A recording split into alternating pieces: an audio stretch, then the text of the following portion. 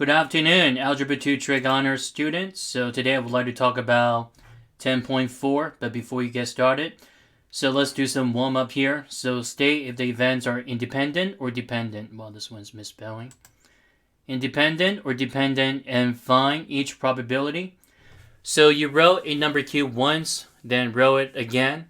So what's the probability that you get 2 on the first row and a number greater than 4 on the second row? So this one, the first one is considered independent event to get a 2. So probability of selecting 2 from rolling a die. So then that'd be 1 over 6.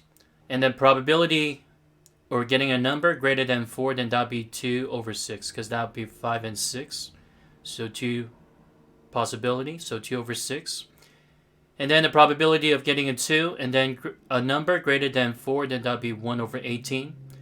Because this one is considered an independent event. So 1/6 times 1/3, so it's 1 over 18.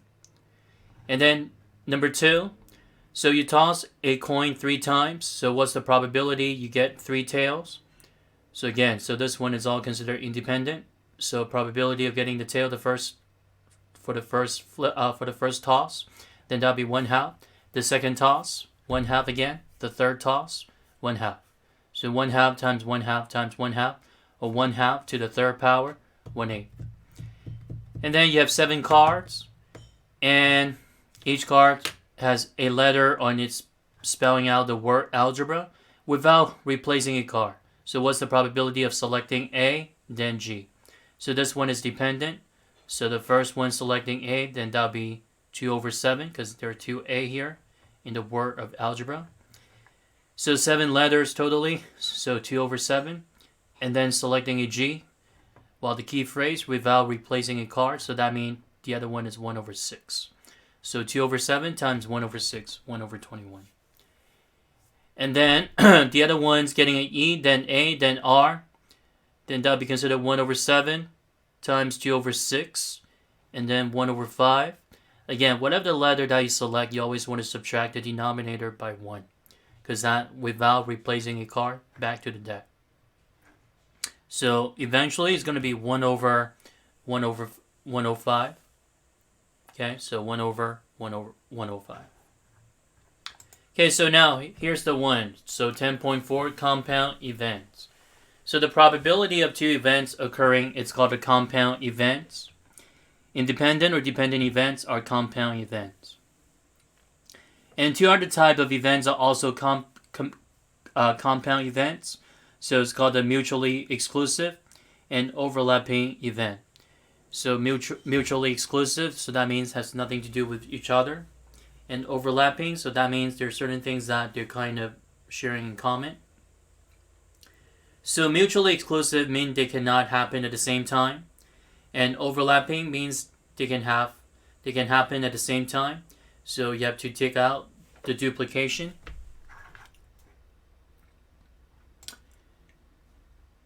Okay, so this one we talked about that before.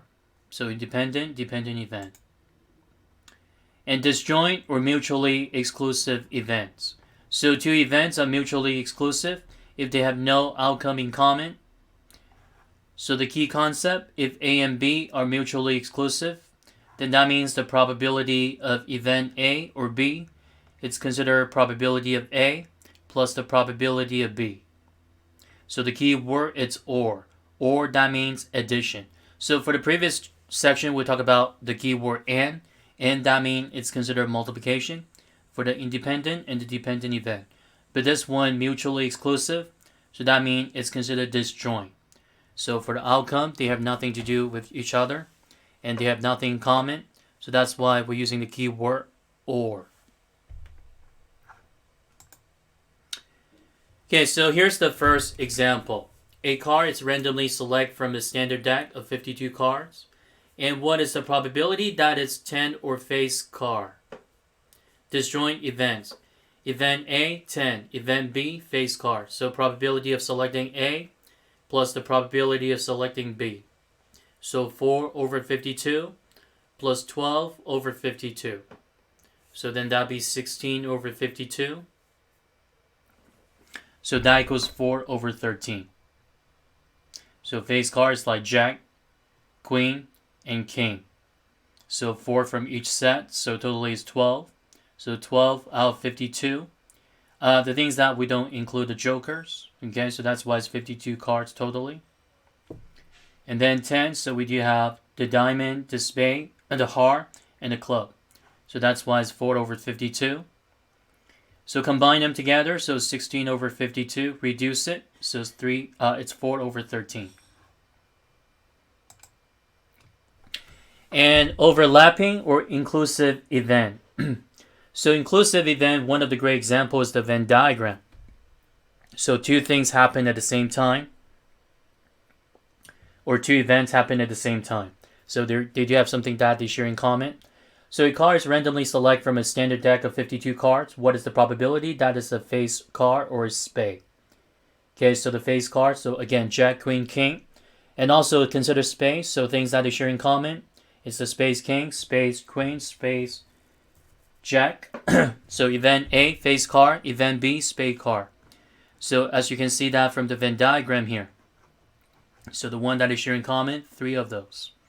So it's 12 over 52. So selecting that the face card, and then selecting the spade card, so 13 over 52.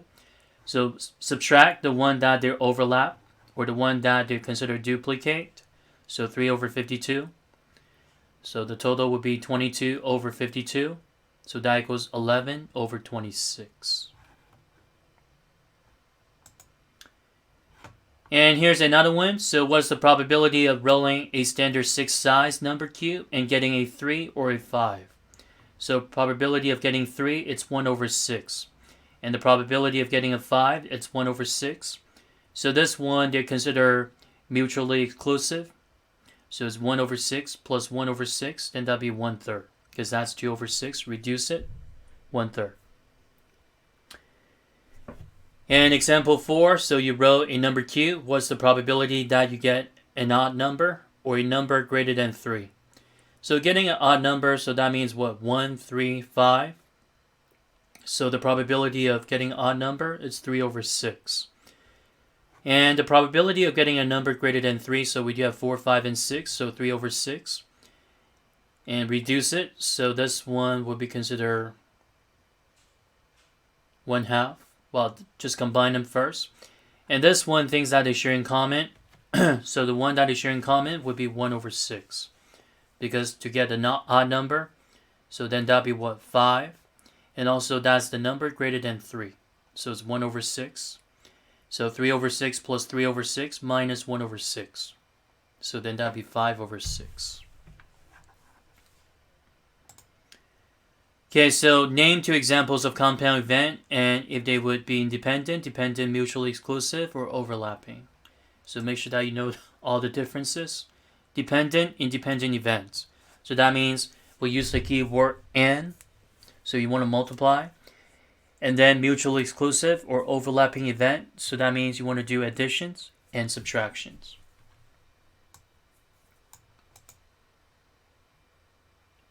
Okay, so the way to find out the keyword. Okay, so that's it for this section of the video. So 10.4. And thank you for watching it. So I'll see you guys next time. Take care.